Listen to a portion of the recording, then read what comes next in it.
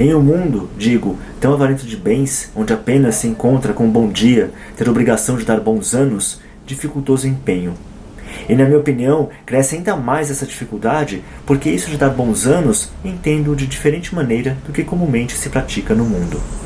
Os bons anos não os dá quem os deseja, senão quem os assegura. Há quantos se desejaram nesta vida, há quantos se deram os bons anos, que não os lograram bons, senão muito infelizes. Segue-se logo, próprio e rigorosamente falando, que não dá os bons anos quem só os deseja, senão quem os faz seguros. Essa é a dificuldade a que me vejo empenhado hoje, que o tempo e o Evangelho fazem ainda maior. Em todo tempo é dificultoso coisa assegurar anos felizes, mas muito mais em tempo de guerras e em tempo de felicidades. Se o dia dos bens é véspera dos males, se para merecer uma desgraça basta ter sido ditoso, quem fará confiança em glórias presentes para esperar prosperidades futuras? Se a campanha é uma mesa de jogo onde se ganha e se perde, se as bandeiras vitoriosas mais firmes seguem o vento vário que as meneia, quem se prometerá firmeza na guerra que derruba muralhas de mármore? E como a guerra e a felicidade são dois acidentes tão vários, como a fortuna e Marte são dois árbitros do mundo tão inconstantes, como poderei eu seguramente prometer bons anos a Portugal em tempo que o vejo por uma parte com as armas nas mãos, por outra com as mãos cheias de felicidade? Se apelo para o Evangelho, também parece que promete ameaças, mais que esperanças, porque nos aparece nele um cometa abrasado e sanguinolento, e os cometas desta cor sempre foram fatais aos reinos e formidáveis às monarquias.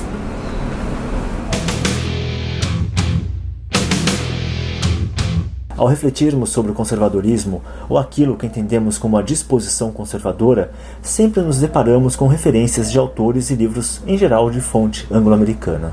Edmund Burke, Michael Oakeshott, Roger Scruton, para citar apenas alguns. Estes autores, como bem lembra Bruno Garchagen em recente artigo para a Gazeta do Povo, nos mostram que um conservador deseja, antes de tudo, conservar aquele capital de virtudes acumulado ao longo da história. Mas eis o que pode ser considerado por alguns um paradoxo. Também é verdade que o conservador não quer conservar tudo o que sobreviveu e que é tradicional por ser tradicional.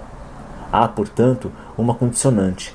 Tradições, hábitos, ações, leis, instituições do passado que resistiram até o presente só são celebrados e defendidos pelos conservadores se forem benéficos. Se não forem, devem ser reformados, se possível, ou extintos.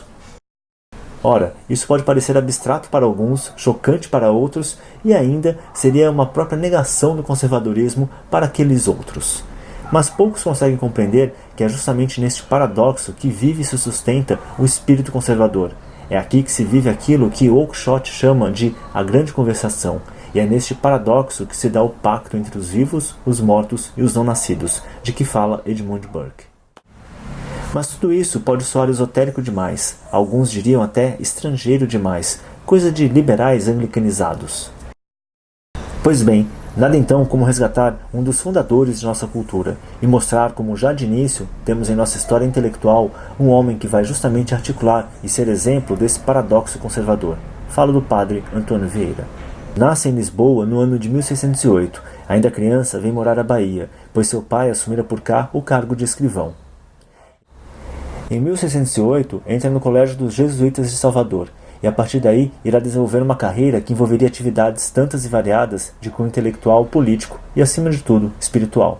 Será teólogo, diplomata, conselheiro político. Irá enfrentar dilemas e dramas como a escravidão de índios e negros. Será quase excomungado pela Inquisição portuguesa e em sua vida irá viver sob o reinado de Dom João IV até Dom Pedro II. A sua proximidade com o poder político do seu tempo irá fazer de Vieira um nome respeitado, mas também odiado. Pagará preço alto por suas convicções e posicionamentos públicos, que o colocam em confronto direto com senhores de escravos, políticos carreiristas e inquisidores reacionários. Será especialmente através de uma oratória singular e poderosa que o jesuíta irá comover fiéis e pagãos e perturbar e incomodar os donos do poder. Essa oratória irá seguir moldes tradicionais, medievais até, herdados diretamente dos primeiros padres da Igreja, que por sua vez articulam-se na tradição dos comentários judaicos à palavra bíblica. Será ainda estudante atento de Aristóteles e São Tomás de Aquino, e guardará muito também influência da retórica de Santo Agostinho. Será um homem de prática e realismo, mas também um pensador que vive para e pela cidade de Deus, ou o Quinto Império. Em suas leituras e em sua obra, buscava Vieira revelar e insistir sempre no sentido genuíno e radical pretendido pelo Espírito Santo. Mas Vieira não vivia em tempos medievos, e sim em uma época onde as motivações dos homens, as descobertas dos novos continentes, as reformas protestantes que mudaram a conjuntura política e espiritual da Europa, a escravidão como prática comercial e uma nova ética comercial fazem com que o jesuíta se depare com problemas que podemos considerar que são absolutamente modernos. E ao pensar esses problemas, ao se defrontar com disputas políticas e teológicas, comerciais e burocráticas, que Vieira será um modelo de pensamento conservador, que busca articular justamente virtudes herdadas e reformas necessárias. Não apenas isso, irá Vieira pensar a história e os dramas humanos à luz da providência e da graça divina, o que o torna ainda mais necessário para nosso tempo este de rasteiros ideologismos e secularmente dogmático. Quando pensamos no legado literário de Vieira, nos deparamos com um monumento ao pensamento. Mais de 200 sermões escritos, 1.000 milhar de cartas, relatórios e vários documentos de natureza política e diplomática revelam um homem de letras, mas também um homem de intensa vida pública. Em Vieira, o escritor e o homem de ação são indissociáveis. Vieira, assim como Camões, não vivia um mundo como ideia, mas era o mundo real que o alimentava e nutria, que o confrontava e exigia do jesuíta respostas realistas e humanas, que muitas vezes não apresentam soluções fáceis, afinal, o mundo e seus dramas é sempre maior do que nossas ideias. Logo no início de sua carreira, como homem de fé, irá Vieira cair nas graças de Dom João IV, a quem irá servir e aconselhar. Irá Vieira recomendar ao rei uma política fundada no poder econômico da burguesia mercantil, que era esta composta em sua maioria por cristãos novos.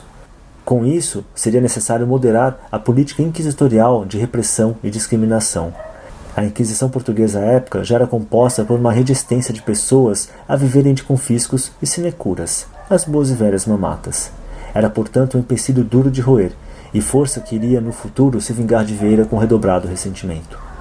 Mas sua influência junto ao rei leva à criação da Companhia Geral do Comércio do Brasil, que gozava de monopólio comercial e cujo capital se manteve fora dos confiscos inquisitoriais, o que permitia que cristãos novos pudessem fazer seus negócios com segurança. Sua relação com o rei Dom João IV era profunda, misto de amizade e admiração, e tão importante para Vieira que por pouco este não foi expulso da Companhia de Jesus. Para evitar a expulsão, terminou em exílio no Maranhão, e no ano de 1653 era o principal nome dos missionários da Companhia no Brasil. Mas esse período de catequeses e conversões de nativos também foi de árdua luta contra os colonos e senhores de engenho. Luta essa pela liberdade dos índios nativos. Luta essa tão encarniçada que levaria Vieira e outros jesuítas a serem expulsos do Maranhão em 1661. Vieira, como bem lembra um crítico, viveu entre a selva e a corte, entre os palácios mais finos e as choupanas mais inóspitas. Foi amigo de reis e rainhas, príncipes e princesas, índios e negros, escravos e homens livres, cristãos e judeus. Este homem, que vivia no tempo e nos seus hemisférios, com seus escritos fez da língua portuguesa, essa nossa língua, mais plástica e maleável, e a nossa cultura atinge aquele patamar universal do qual hoje nos esquecemos de buscar. Senhor del mundo,